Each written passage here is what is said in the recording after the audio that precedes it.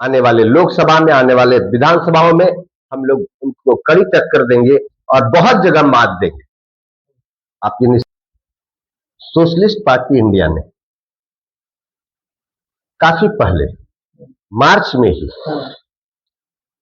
इस बात को पूरे बिहार के लिए यह तय किया था कि लोकतंत्र के प्रयोग के नाम से हमारा एक अभियान चलेगा, जो अभी चल रहा है, जिसके तहत हम लोगों ने बात कही थी संगठन निर्माण और जो प्रत्याशियों का चयन, चाहे विधानसभा चुनाव हो या लोकसभा चुनाव, प्रत्याशियों का चयन उस क्षेत्र के जो सदस्य होंगे पार्टी के, उनके द्वारा गोपनीय वोटिंग और सबके सामने पारदर्शी गिनती के माध्यम से होगा। तो उसी के तहत हम लोगों ने जब बांकीपुर विधानसभा खाली हुआ, नितिन नवीन जी राज्यसभा चले गए, तब हम लोगों ने पुनः यह बात कही थी कि सोशलिस्ट पार्टी इंडिया बांकीपुर में प्रत्याशी उतारेगी और लोकतंत्र के प्रयोग का एक उदाहरण यहां के माध्यम से पूरे देश में प्रस्तुत करेगी,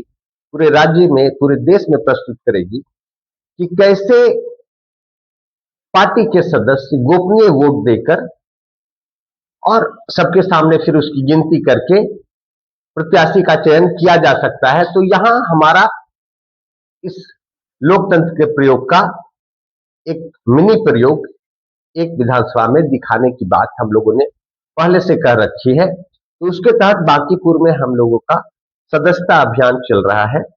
जितने भी सदस्य बनेंगे उन सभी सदस्यों को एक जगह जुटाकर, कहीं मैदान में या कभी हॉल में, कहीं हॉल में, हम लोग पहले से प्रत्याशियों का आवेदन ले लेंगे और आवेदन लेने के बाद उनका एक बैलेट बनाएंगे, छपवाएंगे और फिर वोटिंग कराएंगे सबको बुला करके। तो संगठन की बात नहीं, संगठन क्या बात नहीं, प्रत्याशी चयन की।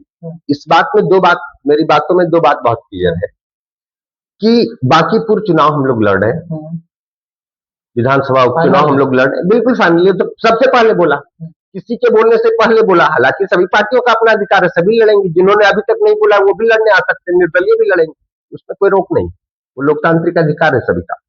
हम लोगों ने सबसे पहले बोल रखा है कि बांकीपुर में हम लोग लोकतंत्र के प्रयोग का जो अभियान पूरे बिहार में चल रहा है, उस अभियान के तहत अपने प्रत्याशी को सक्रिय कार्यकर्ताओं के वोटिंग के माध्यम से चुनकर खड़ा करेंगे। उसमें एक दिक्कत आ रही थी कि कई साथी हमारे पार्टी के बोल रहे थे कि मुझे भी आवेदक के तौर पे, प्रत्याशी के आवेदक के तौर पे उसमें होना चाहिए था। तो दिक्कत यह आ रही थी कि अन्य जो भी पार्टी से जुड़े लोग हैं, क्योंकि मैं प्रदेश अध्यक्ष भी हूं, तो अन्य जो पार्टी के लोग हैं जिनको हम लोग प्रोत्साहित कर रहे थे कि आप लोग लड़िए, आइए आवेदक के तौर पर पहले आइए और फिर चुनाइए, तो उसमें आवेदक डर जा रहे थे कि खुद प्रदेश अध्यक्ष अगर आवेदक के रूप में आ जाएगा तो निश्चित इसकी संभावना बन जा रही थी कि तब इसी का चयन हो जाएगा, तो दूसरा आवेदक आ नहीं रहे थे, डर रहे थे। हम ही को बोल रहे थे कि आप ही हैं या आवेदक, तो आप ही खड़े होइए, इस तरह की बातें कर रहे। तो हमने देखा कि इससे लोकतंत्र का जो प्रयोग का मुख्य उद्देश्य है वह उसमें चूक हो जाएगी। अगर 10, 15, 20 आवेदक नहीं हुए तो चूक हो जाएगी। तो हमने काफी पहले यह फिर घोषणा कर दी कि मैं बांकीपुर विधानसभा चुनाव से आवेदक के तौर पर आवेदन नहीं करूंगा और इस प्रकार मैं चुनाव नहीं लड़ूंगा। ये समस्या तो सर आपके सभी 243 विधानसभा क्षेत्र है, आप जहां से लड़ने के लिए आवेदन डालेंगे वहां आपके कोई भी पदाधिकारी या कोई भी कार्यकर्ता यह सोचकर नहीं आएंगे कि जब अध्यक्ष है तो अध्यक्ष के सामने मैं क्या आवेदन डालूं। तो ये पहली बात चुकी है, ये पहला डेमोन्स्ट्रेशन हमारा यहाँ होगा इस लोकतंत्र के प्रयोग का। बाद में चीजें ठीक हो जाएंगी, लोग अभी समझ नहीं रहे। मैं अगर निष्पक्षता से भी सब कुछ करूं, फिर भी अगर हमारा चुनाव हो भी जाएगा, हमें अगर चुन भी लिए गए, तो ये दूर से देखने वालों के लिए सवाल उठेगा ना कि मन में कि अध्यक्ष ने खुद ही घोषणा की कि इस प्रकार चुनाव होगा, खुद ही चुना भी गए, रिजल्ट में दिखेगा, तो कहीं ना कहीं संशय होगा लोगों को। यह संशय बिल्कुल ना रहे या प्रारंभ के काल में, तो इसलिए हमने यह तय किया। लेकिन आगे ऐसा जरूरी नहीं, आगे हम दूसरे जगहों से कभी आगे के चुनाव में, और ये मुख्य रूप से ये जो प्रयोग किया जा रहा है या 2029 के लोकसभा और 2030 के बिहार विधानसभा के परिप्रेक्ष्य में किया जा रहा है। तो यहां पर एक विधानसभा में हम लोग उसका एक छोटा उदाहरण प्रस्तुत करेंगे बांकीपुर में। तो हम लड़ेंगे नहीं लड़ेंगे छोड़िए, वो तो कुछ देखा मैंने, बाधाएं आ रही है प्रयोग के मुख्य उद्देश्य में, तो हम हटिए पीछे।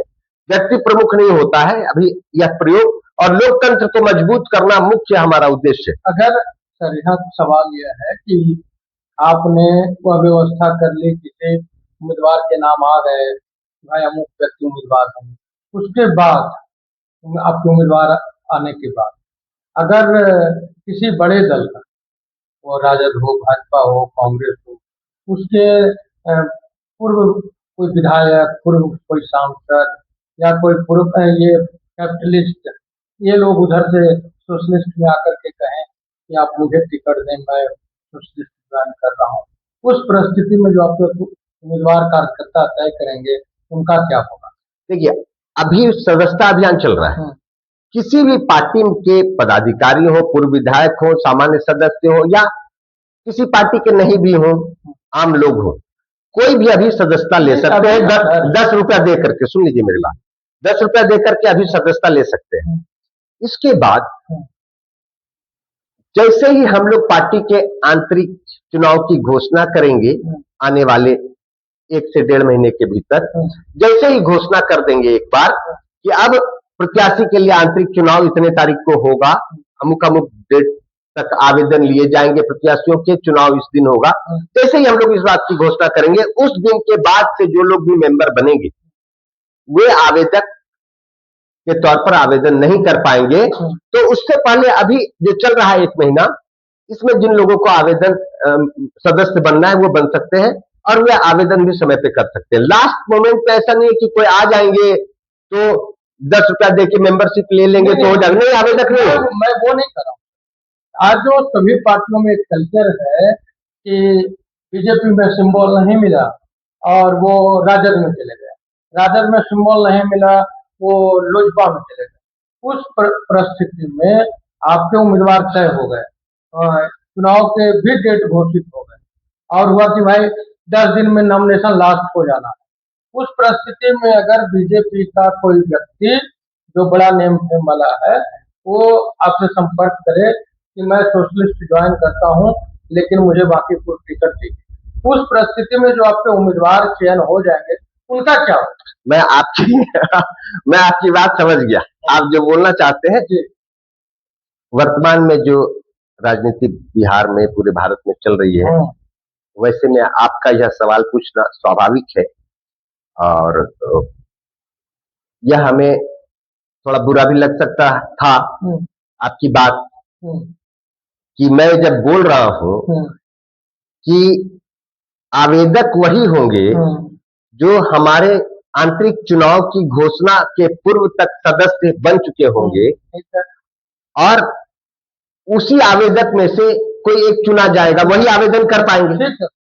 लेकिन आपने जो कहा वह यह कहा है कि के बाद मेरे आवेदक फाइनल हो गए, बाद में कोई आ गया, तो एक तरह से आपने जो हम कहा है, अभी जो प्रश्न पूछा है, उसमें आप मुझ पर शंका भी कर रहे हैं कि मैं जो अभी बातें बोल रहा हूं, कोई बड़ा उम्मीदवार आ जाएगा, कोई बलशाली, कोई धन बल वाला, कोई जिसका प्रभाव क्षेत्र भी ज्यादा होगा, तो आप क्या करेंगे?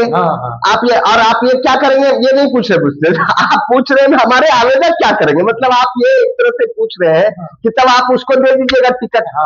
तो आप एक तरह से हमारे बातों पर शंका कर रहे हैं, पूरे कॉन्फिडेंस में शंका कर रहे हैं। यह बात हमें बुरी भी लगनी चाहिए, या लग सकती है, थोड़ी लगी भी, कि आप हम जो बोल रहे हैं आप मुझे झूठ समझ रहे हैं। लेकिन वर्तमान जो परिप्रेक्ष्य है उसमें ऐसा प्रश्न स्वाभाविक है, यह आप पत्रकारों का ही प्रश्न नहीं है। हम जब बात करते हैं लोगों से, तब भी इस प्रकार की शंकाएं उनके मन में होती हैं कि ऐसे ही बोली जा रही बात। ऐसा इसलिए है क्योंकि बहुत बार नेताओं ने, अलग अलग पार्टियों ने बहुत सारी बातें बोली और बाद में बदल गए। तो अब नेताओं का पलटना आम बात हो गया है, तो मुझ पर भी लोग शंका करते हैं।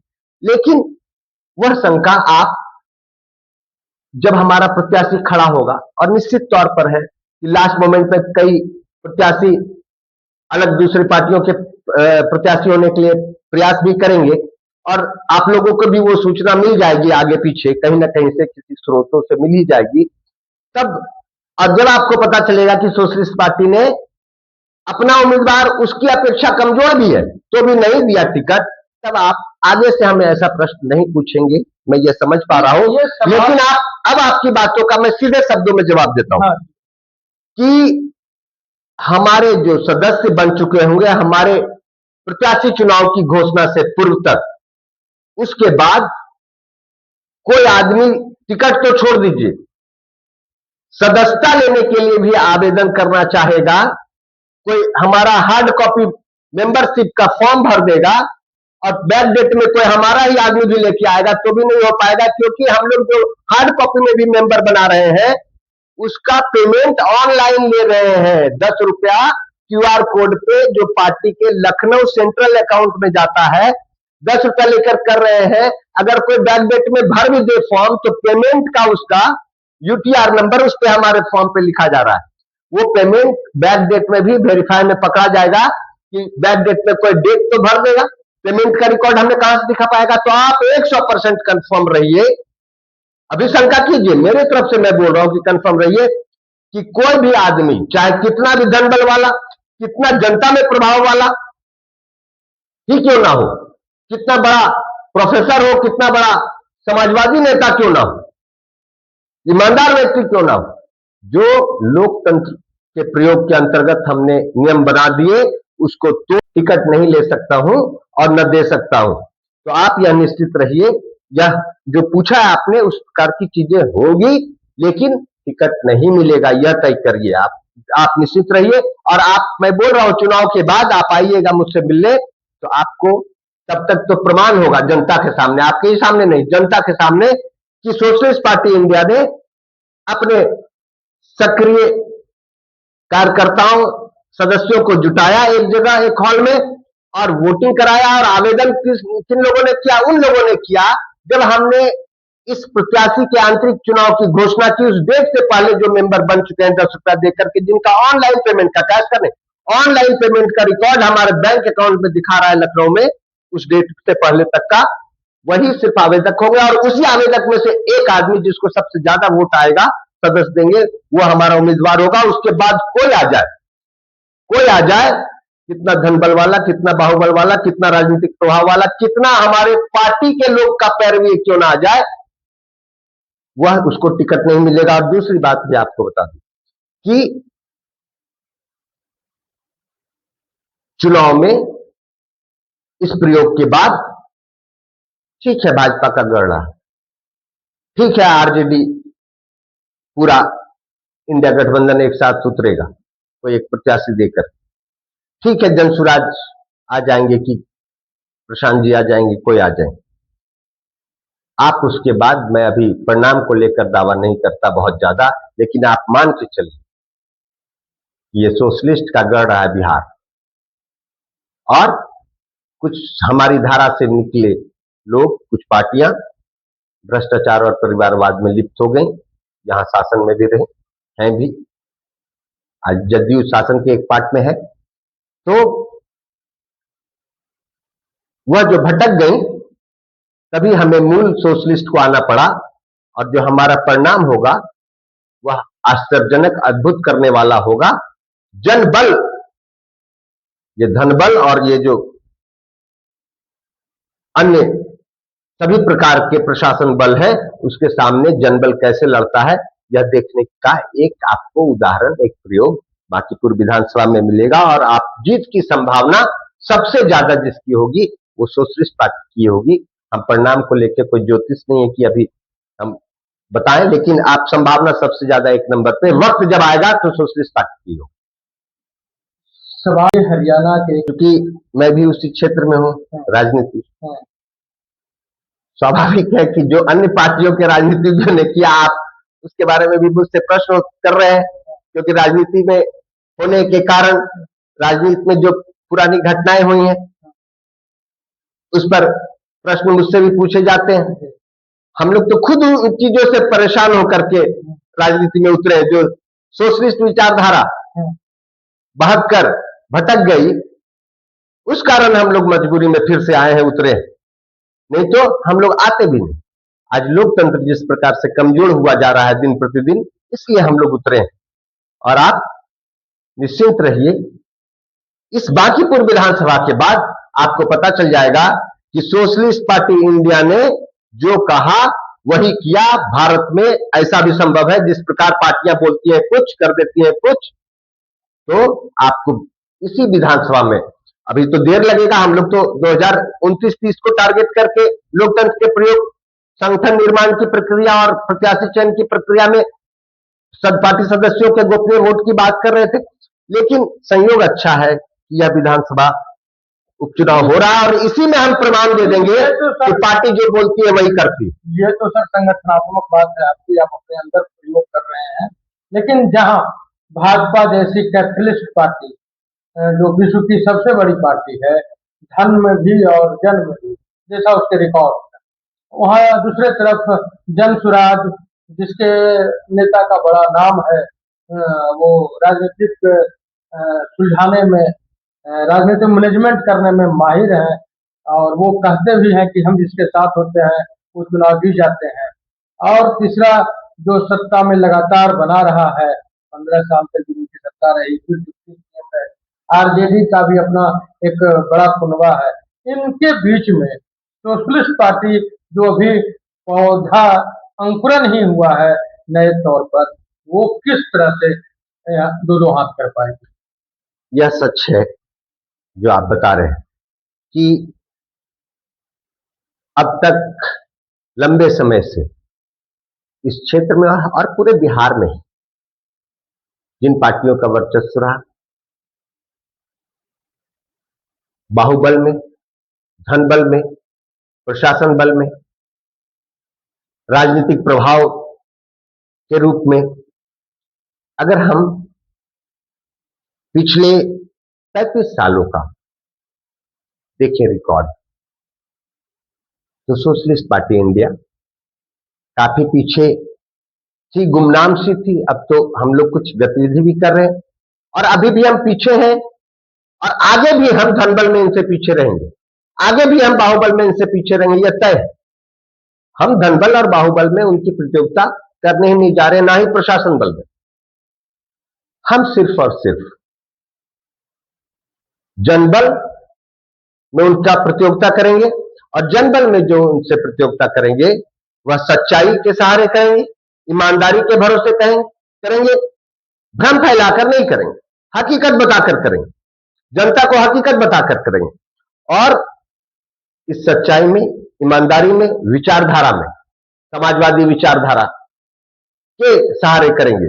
इस तीनों में वे आज भी हमारे बराबरी में नहीं है, और कल भी हमारे बराबरी में नहीं रहेंगे, यह भी तय है। तो इस तीन के सहारे, सच्चाई, ईमानदारी और समाजवादी विचारधारा, इसके बाद आने वाले लोकसभा में, आने वाले विधानसभाओं में हम लोग उनको कड़ी टक्कर देंगे और बहुत जगह मात देंगे। आपकी